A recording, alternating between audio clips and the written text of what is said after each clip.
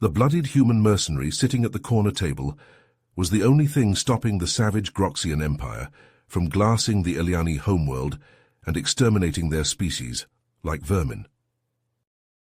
Lawrence Mason gulped down a searing shot of Eliani firewine, relishing how it scorched his throat raw. The shithole bar on the outskirts of the capital was packed with a motley assortment of alien scum and villainy. Bug-like Zorgacs clicked their mandibles in hushed conversation. Reptilian crocs guzzled foul-smelling liquor from steel steins. A tentacled Bazathi slithered up to the bartender to order another round. Only Lawrence's grizzled human face stood out from the extraterrestrial crowd. His mere presence set the other patrons on edge. Some eyed him with awe, others with thinly veiled terror, a few brave ones with outright scorn. They all kept a healthy distance from the battle-hardened merc. The man was a living legend, the human who'd single-handedly turned the tide of the Eliani-Groxian war, and lived to tell the tale. An ancient, frail-looking Eliani tottered up to Lawrence's table. The human's hand instinctively darted to the plasma revolver at his hip, but he relaxed when he saw it was just a geezer. The Eliani's sagging skin was etched with wrinkles, and his compound eyes were clouded with cataracts. Tattered robes hung loosely on his hunched frame. "Hey, you're him, aren't you?" The Eliani spoke, his voice quavering with age. "Lawrence Mason, the human mercenary. I'd recognize that face anywhere." Lawrence scowled, taking another swig of firewine. "Who wants to know?" The old Eliani slid into the seat across from him, uninvited. "I am Rigel.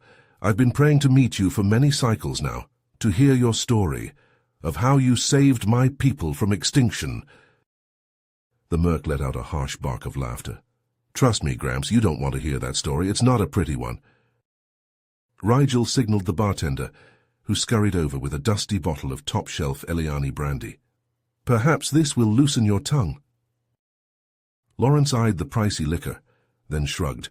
"Fine, I'll tell you the fucking story, but don't say I didn't warn you." As the human downed a hefty pour of brandy, the bar fell silent. Every alien ear, sensor node, and auditory membrane strained to catch his words. The legend was about to speak. It all started back in 2247. Earth was a goddamn shit show. Lawrence drained another shot of brandy, the liquor searing his throat. The bar hung on his every word as he continued his tale. At first, the Eliani thought they'd stomp us into the dirt easy. They had ships that could cross the galaxy in days, weapons that could melt a man into goo, tech we couldn't even dream of.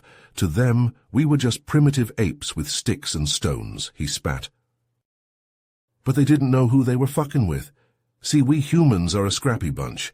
We don't roll over and die just 'cause someone's got a bigger gun. The more you push us, the harder we push back. Lawrence's eyes took on a faraway look as he recounted one fateful battle. It was in the ruins of New York City. The Eliani were mounting a major offensive, trying to take out one of our last strongholds.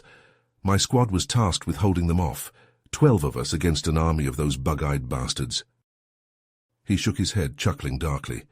We knew their fancy plasma rifles would tear us to shreds in open combat, so we used the city to our advantage, lured them into the subway tunnels and sewers where their numbers didn't mean shit, got up close and personal, fought them hand to hand in the dark.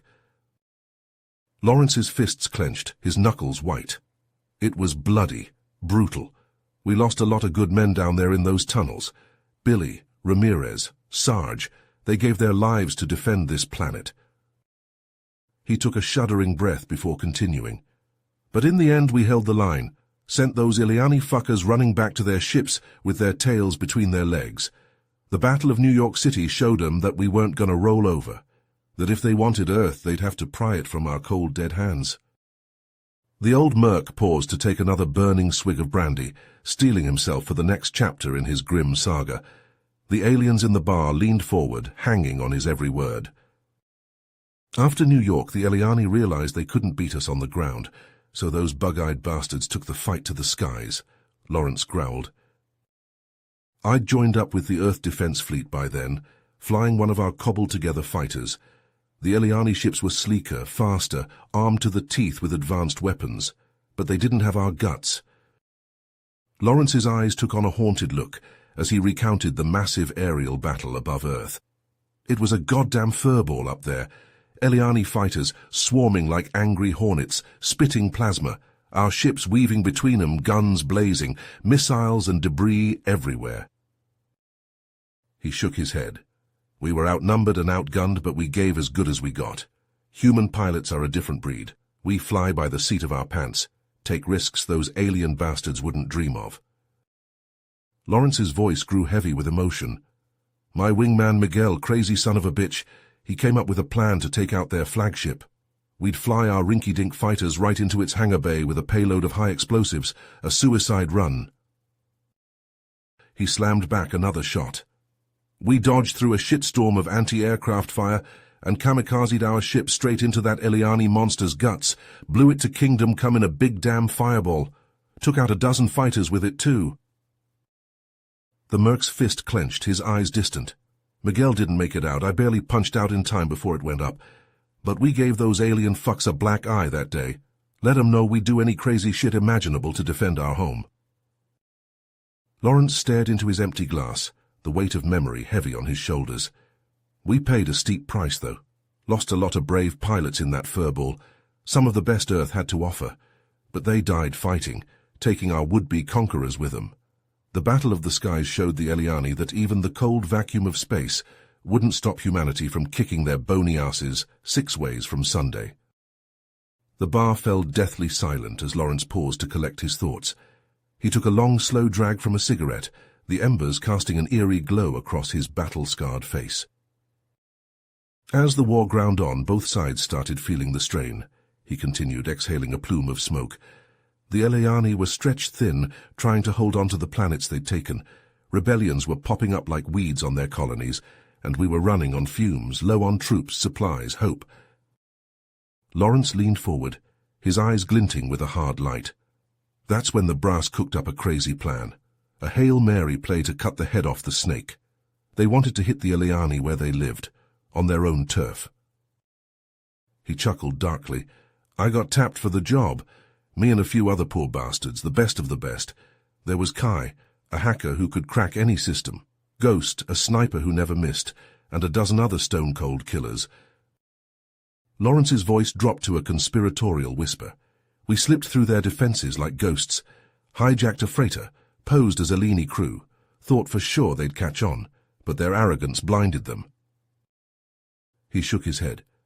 We made it to their capital city. Zarix, they called it, a real shithole, all towering spires and slums. We split into teams, hit 'em hard and fast, blew the plasma reactors, torched the armories, chaos in the streets. Lawrence's fists clenched. Then we went after their leaders, the Parliament. I led the strike team myself. We crashed through the doors, all guns blazing. Their guards didn't stand a chance. His eyes took on a faraway look. I'll never forget the look on the Supreme Leader's face when I put a gun to his head. Bastard pissed himself. We bagged the lot of 'em. Generals, politicians, the whole rotten bunch. Lawrence slumped back in his seat, the weight of memory heavy on his shoulders. That raid broke their spirit, cut off the serpent's head and the body dies. Their forces fell into disarray. The Eliani Empire started crumbling from within. Lawrence's voice grew hoarse as he recounted the desperate escape from the Eliani homeworld. We fought like cornered rats, blasting our way through the streets. Plasma bolts sizzled past our heads, slagging the walls. The air stank of ozone and blood. His fists clenched, knuckles white. But even rats can be overwhelmed by sheer numbers. A particle beam caught Ghost in the chest, burning a fist-sized hole clean through him. He was dead before he hit the ground.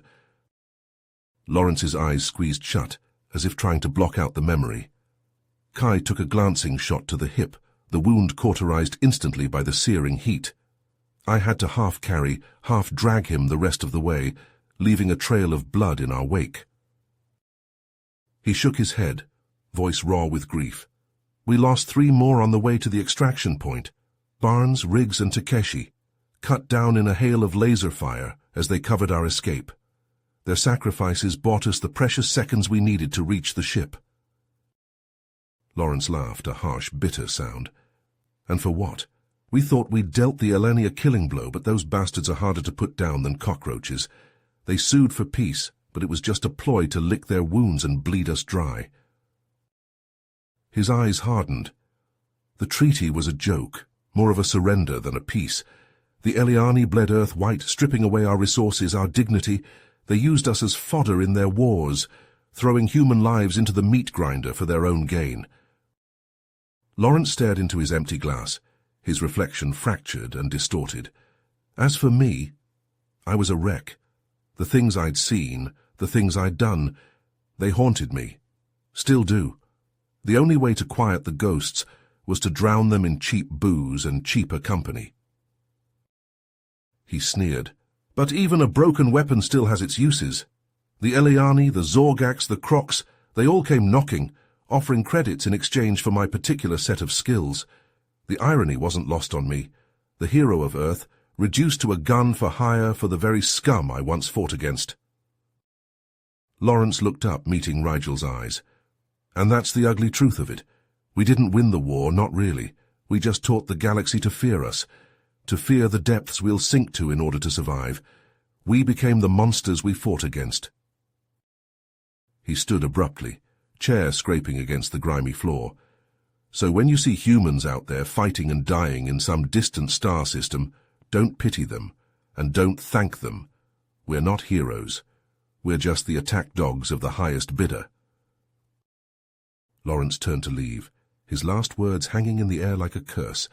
Pray you never find yourself in our crosshairs, because when humanity comes knocking, hell follows with us. The bar sat in stunned silence as Lawrence walked out, the weight of his words settling like a shroud over the room. Rigel stared at the empty chair, his mind reeling from the grim tale. The old Eliani had always known the war had taken a toll on both sides, but to hear it laid bare so ruthlessly was another matter entirely. The sacrifices, the moral compromises, the sheer brutality of it all. It painted a picture far removed from the sanitized histories he'd been taught. And yet, for all the darkness in Lawrence's story, there was a strange sort of pride there too. Pride in humanity's indomitable will, in their refusal to succumb, even in the face of overwhelming odds. It was a double-edged sword, to be sure. The same stubbornness that had saved them from annihilation had also driven them to become the very thing they despised. Rigel looked around at the other patrons, seeing his own troubled thoughts reflected in their eyes.